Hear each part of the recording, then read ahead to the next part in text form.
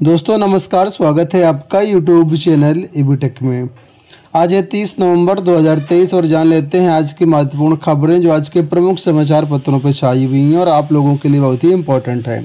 सबसे पहले देखिए यहाँ पर अपडेट है नए शिक्षा सेवा चयन आयोग गठन को लेकर के और अध्यक्ष और सदस्यों की नियुक्ति को लेकर के कितना वक्त इस पूरी प्रक्रिया में लगेगा। तो यहाँ पर देखिए हेडिंग है कि चयन बोर्ड होगा नए आयोग का मुख्यालय, जल्द मिल जाएंगे नए अध्यक्ष व सदस्य।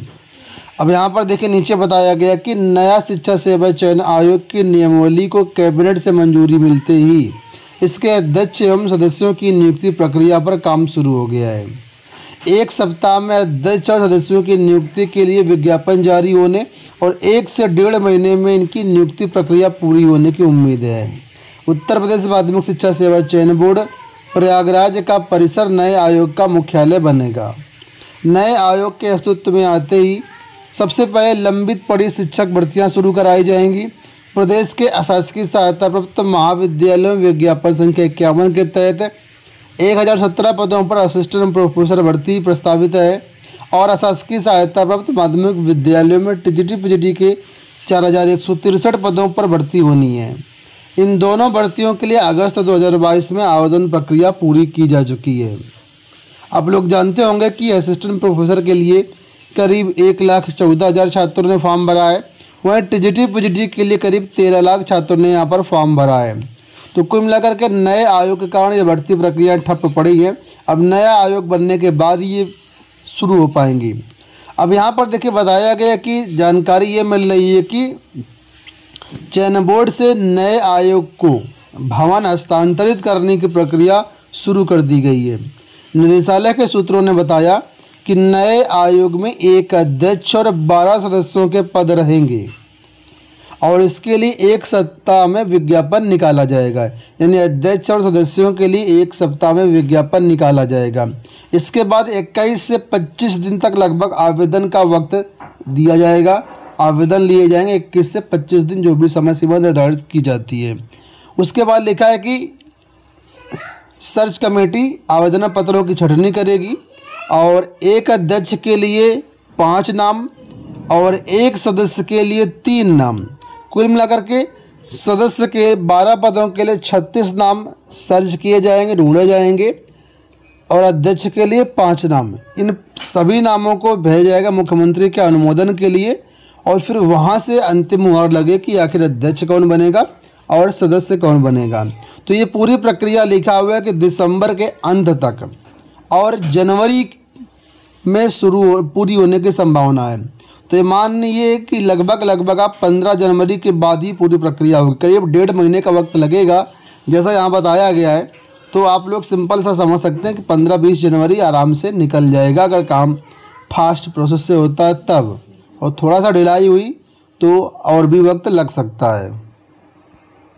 यहाँ पर देखो अपडेट यही है कि नए आयोग के अध्यक्ष सदस्यों के लिए विज्ञापन जल्द जारी होगा। तो कुल मिलाकर के दिया तो गया सब कुछ अच्छा, लेकिन इसी तरीके से अच्छा काम हो जाए आगे तब सही रहे। अगली देखो जो अपडेट है वो यहाँ पर विधानसभा सत्र के दौरान पुरानी पेंशन को लेकर के है। कल यहाँ पर सुनवाई मतलब आप लोग जानते हैं सत्र चल रहा है, तो यहाँ पर इस पर बहस हुई जिसमें बताया गया है कि सरकार ने फिर कहा पुरानी पेंशन सब हो रही।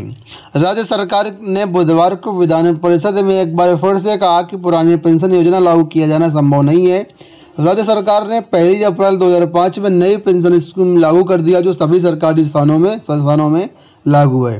दरअसल शिक्षक दल के नेता ध्रुव कुमार त्रिपाठी ने कार्यस्थगन के तहत पुरानी पेंशन का मुद्दा उठाया। उन्होंने कहा कि देश भर में शिक्षक और कर्मचारी पुरानी पेंशन की मांग कर रहे हैं। प्रदेश में भी पुरानी पेंशन योजना से वंचित शिक्षकों और कर्मचारियों द्वारा पुरानी पेंशन की मांगों के समर्थन में लगातार धरना प्रदर्शन व अन्य आंदोलन किया जा रहा है, लेकिन सरकार संवेदनहीन और उदासीन बनी हुई है। उन्होंने कहा कि अब यह चुनावी मुद्दा भी बन रहा है। कई राज्यों में पार्टियां घोषणा पत्र में पुरानी पेंशन का ऐलान भी कर रही हैं। इस मुद्दे पर सरकारें बन भी रही हैं। उन्होंने कहा कि यूपी में भी 2022 में कई सीटें भाजपा नेताओं ने कई सीटें इसी वजह से हारी हैं। उन्होंने कहा कि शिक्षकों और कर्मचारियों के साथ साथ उनकी भी मांग है कि पुरानी पेंशन लागू की जाए। जवाब में माध्यमिक शिक्षा मंत्री गुलाब देवी ने कहा कि केंद्र सरकार ने 2004 में नई पेंशन योजना लागू की है, उसे राज्य सरकार ने 1 अप्रैल 2005 से लागू किया है। उसी के तहत प्रदेश में नई पेंशन योजना लागू है। फिलहाल यहाँ पर जो है पुरानी पेंशन लागू नहीं होगी, ऐसी बातें कल निकल के आई हैं सामने। यहाँ पर देखो अपडेट है कि गरीबों को मुफ्त राशन देने की योजना 5 साल तक और बढ़ी। तो जैसा कि मोदी जी ने अनाउंसमेंट किया था रैली के दौरान, फिलहाल अब वो योजना को लीगली रूप से बढ़ा दिया गया है। सरकार करीब 81.35 करोड़ लाभार्थियों को निःशुल्क खाद्यान्न अगले 5 साल तक उपलब्ध करवाएगी। तो इसके बारे में यहाँ पर देखिए आज जानकारी निकल के आ गई है। इलाहाबाद विश्वविद्यालय द्वारा पीएचडी के लिए अभी आवेदन लिए गए हैं क्रेट 2023 के अंतर्गत।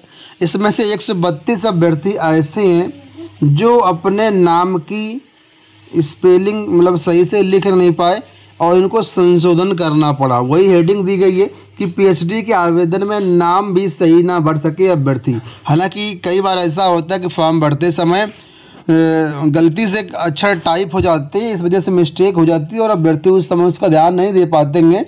ठीक है, तो इसका मतलब ये बिल्कुल भी नहीं है कि ये अभ्यर्थी नाम नहीं लिख पा रहे हैं। ठीक है, टाइपिंग मिस्टेक की वजह से ऐसी प्रॉब्लम आती है, ये मिस्टेक किसी से भी हो सकती है। तो उसी के बारे में बताया गया कि 132 अभ्यर्थियों ने अपने नाम में संशोधन किया है। आगामी लोकसभा चुनाव को देखते हुए कल उत्तर प्रदेश सरकार की तरफ से महिला वोटर को साधने की कोशिश की गई है। और ऐसा मैं नहीं कह रहा हूँ, ऐसा यहाँ पर पेपर में लिखा है। देखिए, सरकार की लोकसभा चुनाव से पहले महिला वोट बैंक साधने की कोशिश। और यहाँ पर बताया गया है कि 60 वर्ष से अधिक युवा आयु की जो महिलाएं हैं उनको रोडवेज में मुफ्त यात्रा की व्यवस्था की गई है। तो पहली बात, ज़्यादातर जो 60 वर्ष के ऊपर की महिलाएं हैं यात्रा बहुत कम करती भी हैं, तो बहुत नाम मात्र। तो फिलहाल सरकार की तरफ से ये कोशिश की गई है कि जो भी 60 वर्ष के ऊपर की आयु की महिलाएं उनको रोडवेज बसों में मुफ्त यात्रा मिलेगी। 69 शिक्षक भर्ती आरक्षण पीड़ित अभ्यर्थियों द्वारा लगातार धरना प्रदर्शन आंदोलन जारी है। जहां पर कल की तस्वीरें यहाँ पर लोग देख सकते हैं, जिसमें बताया गया कि विधान भवन घेरने पहुंचे अभ्यर्थियों की पुलिस से झड़प।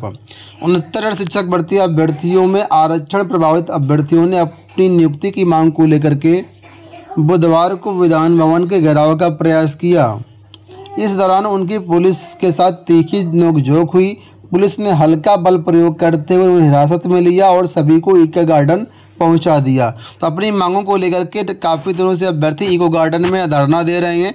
सरकार पर दबाव बनाने के लिए उन्होंने विधानमंडल के शीत सत्र के दूसरे दिन विधान भवन के घेराव की रणनीति बनाई। काफ़ी संख्या में पहले अभ्यर्थी चारबाग में एकत्र हुए, फिर विधान भवन की ओर कूच कर दिया। ये अभ्यर्थी जैसे ही बर्लिंगटन चौराहे पहुँचे, पुलिस ने बैरिकेडिंग लगा करके इन्हें रोक दिया और यहाँ पर जो है अभ्यर्थी नारेबाजी करने लगे। तब यहाँ पर पुलिस की नोकझोंक हुई, खींचतान हुई, मारपीट भी हुई और यहाँ पर बाद में इको गार्डन इनको ला करके भेज दिया। यहाँ पर देखिए केवीएस की तरफ से कल एक नोटिस जारी की गई, जहाँ पर आप लोग जानते होंगे कि अभी हाल ही में 28 तारीख को सुप्रीम कोर्ट से एक आर्डर आया है एनआईओएस डीएलएड को लेकर के, और एनआईओएस डीएलएड को प्राथमिक शिक्षक भर्ती से बाहर कर दिया गया है। और याचिका यहाँ पर देख सकते हैं Jaiveer Singh versus state of Uttarakhand and others की याचिका थी। तो उसी की कड़ी में यहाँ पर केवीएस ने नोटिस जारी कर कहा कि हमने 28 नवंबर को एक रिजल्ट जारी किया था प्राइमरी का, और इस सुप्रीम कोर्ट के आदेश के तहत अब 28 नवंबर को जो प्राइमरी का रिजल्ट जारी किया गया है उसको रिवाइज करना पड़ेगा, क्योंकि जो भी सुप्रीम कोर्ट का आदेश आया उसको फॉलो करना पड़ेगा। तो ऐसे में यहाँ पर बताया गया है कि हम उस लिस्ट को रिव्यू कर रहे हैं और जो भी अप्रोप्रिएट एक्शन है वो हमारी तरफ से लिया जाएगा। कहने का मतलब केवीएस शिक्षक भर्ती से जो भी एनआईओएस डीएलएड वाले अभ्यर्थी हैं जिनका चयन हुआ है उनको केवीएस बाहर करेगा, उसी के बारे में नोटिस जारी की गई है। तो दोस्तों ये हो गई आज की सारी सूचना। उम्मीद करेंगे वीडियो आपको पसंद आया होगा। इसी तरह के अपडेट्स के चैनल को सब्सक्राइब कर लीजिए। ये सभी न्यूज़ डाउनलोड करना चाहें तो आप हमारे टेलीग्राम चैनल से डाउनलोड कर सकते हैं। अब हमें व्हाट्सएप से भी संपर्क कर सकते हैं। दोनों के लिंक आपको डिस्क्रिप्शन बॉक्स में मिल जाएंगे। Thank you so much.